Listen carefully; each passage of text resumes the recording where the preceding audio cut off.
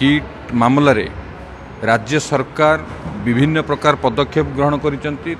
10 जन स्टाफ को अरेस्ट करा जाइछि। या पई हाई लेवल कमिटी गठन करा जाइछि जार अध्यक्षता करुचंती आमर गृह विभाग एसीएस निजे तार अध्यक्षता करुचंती एवं माननीय मुख्यमंत्री पूरा ये जो घटना को पुंखानुपुंख भाव माननीय मुख्यमंत्री आ उपरे गुरुत्वपूर्ण नजर रखिचंती।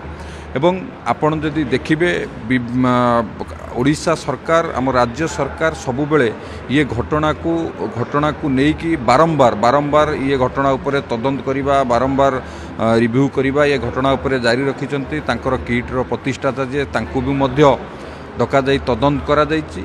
किंतु कांग्रेस जो कथा को तार छात्र एवं युवा कांग्रेस या जो प्रतिवाद करुथिले मोर आपण मानक माध्यम रे तांको प्रश्न जे तांकर नवनिर्वाचित सभापति ये घटना को नहीं चुप अछंती एवं तांकर अति घनिष्ठ देवाशीष पट्टनायक जो मंतव्य देइचंती जो किटर सपक्ष रे आग कांग्रेस निज दलर जो नेतृत्व अछंती तुंग नेतृत्व बा तांकर सभापति को नेकी जो बड़ बड़ नेतृत्व अछंती तांकू पचारंतु जे तांकर कौन घनिष्ठ संपर्क अछंती। किटर जे प्रतिष्ठाता से बीजेडी पूर्वतन सांसद एवं बीजेपी या उपरे कड़ा नजर रखी आम सरकार आपको हाई लेवल कमिटी करिकी पूरा इन्वेस्टिगेशन चालू रखी एवं कांग्रेस रो बड़ बड़ नेता एपर्यंत चुप अच्छी। जमती गोटे लोक कथा अच्छी बड़ बड़ गले फसर पार्टी सान आसीचंती बेसर पार्टी ये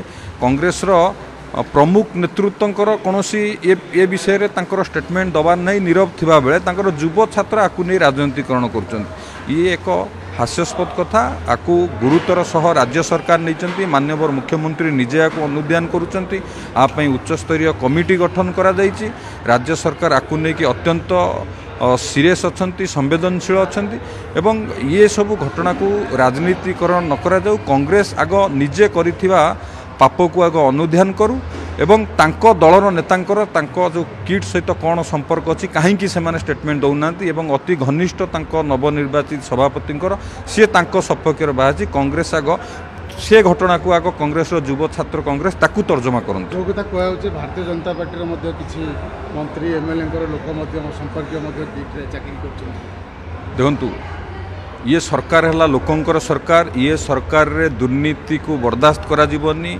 जोटी दुर्नीति हवा बा जोटी यही भली घटना घटब बा मनमान्य हम सरकार सबु बेल पई आपण देखुथिबे जो भली भाव में माननीय मुख्यमंत्री आपको निजे अनुध्यान करुचंती। एक हाई लेवल कमिटी गठन करिचंती एवं नेपाल दूतावास सह निजे कथा हेले एवं तांकर वैदेशिक मंत्रालय सहित कथा हेले सेमाने मध्य ओडिशा सरकार को प्रशंसा करिचंती जे सरकार ठीक ढंग से इन्वेस्टिगेशन करुचंती। ये सरकार है लोकंक सरकार। ये सरकार रे कौनसी प्रकार दुर्नीति बा कौनसी प्रकार यही रकमर कार्यक्रम को केबे भी हेले याको सपक्ष रे सरकार केबे भी जीवेनी। सरकार निश्चित भाव में दृढ़ कार्यानुष्ठान ग्रहण करेंगे और माननीय मुख्यमंत्री आपको गुरुतर सह आपको ये विषय को अनुध्यान करुचंती।